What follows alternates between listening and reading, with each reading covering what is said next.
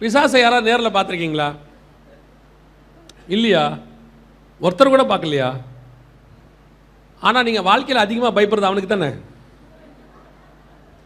இல்லை? எதுக்கு எடுத்தாலும் பிசாஸ், எதுக்கு எடுத்தாலும் பிசாஸ். நீங்கள் அவனை பார்த்தது கூட இல்லை, உங்ககிட்ட வந்து அவன் பேசினது கூட இல்லை, உங்களுக்கு அவனுக்கு சம்பந்தம் கூட இல்லை. ஆனால் சும்மா இருக்கிறவனை பார்க்கும் போதெல்லாம் அங்கே பிசாஸ் நிற்கிற மாதிரியே இல்லை, ஏதோ ஒரு சவுண்டு கேட்கல. ஒருத்தர் சொல்கிறார், அன்றைக்கி பிசாஸ் வருதுங்க, அது சவுண்டை கேட்டேன். எப்படி கேட்டீங்க? ஜல் ஜல்னு கொலுசு சத்தம் கேட்டுச்சு. நான் கேட்டேன், பிசாசு போகும்போது என்ன ஜுவல்லரி ஷாப்புக்கு போய் கொலுசு வாங்கி போட்டா வந்துச்சுன்னு கேட்டேன். இன்றைக்கி உலகத்தையே ஆண்டுகிட்டு இருந்த பிசாசையே ஆண்டவர் ஜெயிச்சிட்டார். அது மேலேயே உங்களுக்கு பயம், அதனுடைய விளைவு எவனை கண்டாலும் பயம். நம்ம ஆண்டவர் பெரியவர்.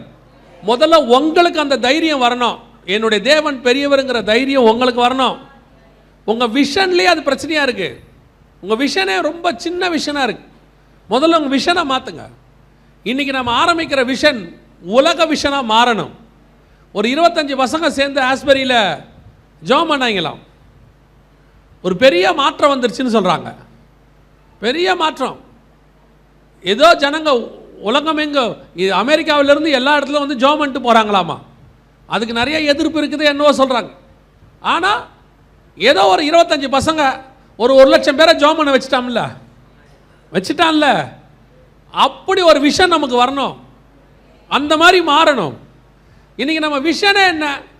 என்னுடைய சபை நிரம்பினால் போதும், எங்கள் வீடு ஆசீர்வாதமாக இருந்தால் போதும், நமக்கு ஒரு பிரச்சனை இல்லாமல் இருந்தால் போதும், நாம் சுமூகமாக ஊழியம் பண்ணினா போதும். இப்படியே நம்ம தாட் முழுக்க ரொம்ப கம்மி.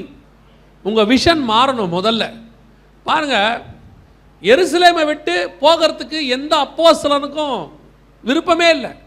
எல்லாம் சாலமோன் மண்டபத்திலேயே கூடி அங்கேயே விற்று அங்கேயே வாங்கி அங்கேயே பாத்தில் வச்சிட்ருக்கான். ஒரே ஒருத்தனுக்கு மட்டும்தான் விஷன் இருக்குது, பவுலுக்குன்னு.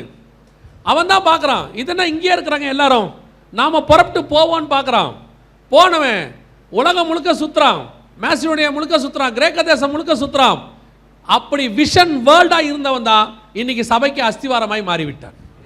அவனை கொண்டு தான் கர்த்தர் பெரிய 13 புக்கை எழுதிட்டார்.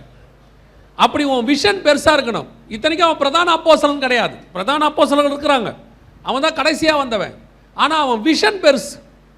அந்த தரிசனம், உன்னுடைய தரிசனம் உலக தரிசனமாக இருக்கணும். நான் சின்ன சர்ச்சு, நான் மூலையில் இருக்கேன், என்னை யார் பயன்படுத்துவா, என்கிட்ட என்ன இருக்குது, அதெல்லாம் யோசிக்கவே யோசிக்காதீங்க. நீ எந்த ஆற்றங்கரை ஓரத்தில் இருக்கிற கூழங்கள்லாம் இருந்தாலும் பரவாயில்லை, உன்னை கொண்டு ஒரு கோலியாத்தை வீழ்த்துவதற்கு கர்த்தர் வல்லமை உள்ளவராக இருக்கிறார். அவ்வளோதான். நாம கூழாங்கல்ல தான், நம்ம ஆத்தங்கரை ஓரத்தில் கேட்பாரற்று கிடக்கிறவங்க தான், ஏதோ ஒரு மூலையில் இருக்கிறவங்க தான் இருக்கட்டுமே. இன்னைக்கு உலகத்தை கலக்கின ஒவ்வொரு ஊழியக்காரனும் ஏதோ ஒரு மூலையிலிருந்து வந்தவங்க தான், ஊர் பேர் தெரியாத ஊர்லேருந்து வந்தவங்க தான் கர்த்தர் எடுத்து பயன்படுத்தினாரே.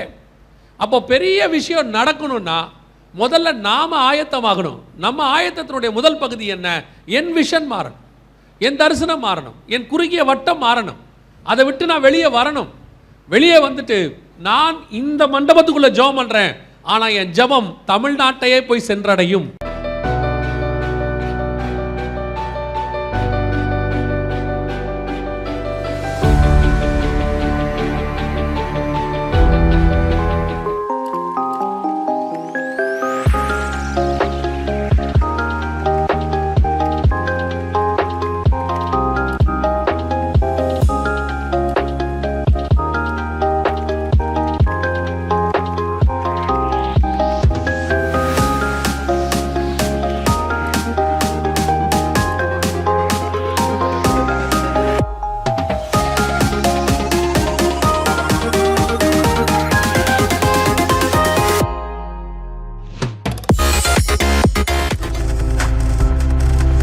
நீங்கள் பார்த்துக் கொண்டிருப்பது உங்கள் ஜாய் டிவி. உங்கள் துக்கம் சந்தோஷமாய் மாறும்.